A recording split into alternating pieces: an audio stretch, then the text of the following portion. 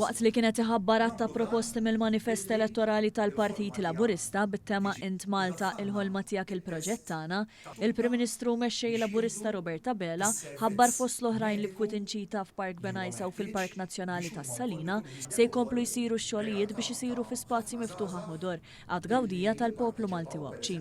Ta' fil-waqt li ħabbar li fit-tmiem il-ġimgħa li għaddiet sar li firmar tal-kuntratt mal-kumpanija rispettiva biex l-Awċin ikollhom l-ikbar spazju miftuħ dak tal-Victoria Park.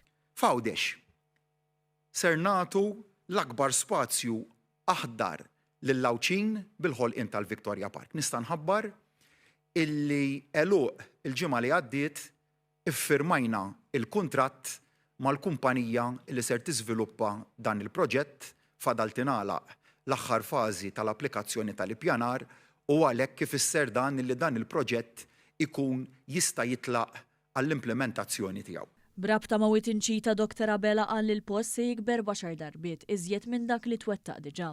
Fil-Park ta' Benajsa flok jiġi żviluppat se jitkabbar b'7,000 metru kwadru biex ikun spazju miftuħ ieħor li jitgawda mill-pubbliku.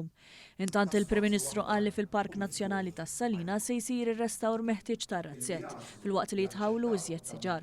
Il-Prim Ministru mexxej Laburista Roberta Bela ħabbar ukoll il-passaport ta' Heritage Malta se jiġi estis għal kulħadd. U bekk l-Awċin u l-Maltin ma jkollhomx aktar bżonn li jħallsu biex iżuru dawn il-mużewijiet u siti storiċi.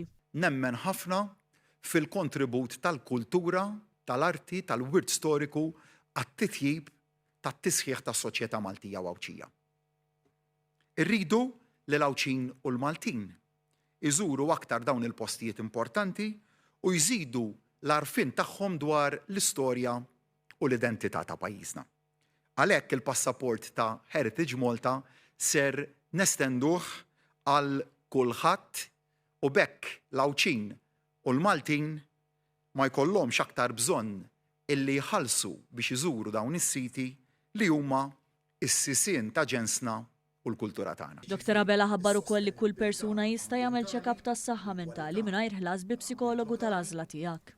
Irrid illi il-mental health check-ups isiru daqs li kieku sejjer għal vista regolari għand it-tabib.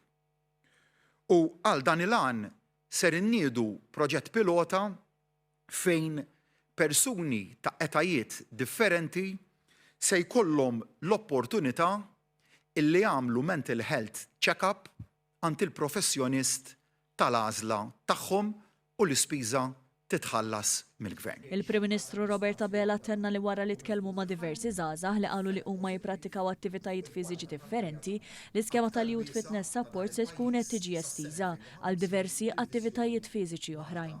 Jekk il-poplu jogħġbu jislifna il-fiduċja tiegħu ser inkunu qegħdin nibdluh u allura dawn il-faċilitajiet illi jipprovdu it-tip ta' attività fiżika li semmejt imma wkoll attivitajiet fiżiċi oħrajn għax lan tiegħi huwa illi nespandi kemm niflaħ din l-iskema sabiex tkopri iżjed faċilitajiet ta' attività fiżika u sportiva x'hemmhekk għandek kontribut enormi lis-soċjetà tagħna, allura se nġibu din l-iskema illi tkun applikabbli wkoll għal dawn it-tip ta' faċilitajiet sportivi.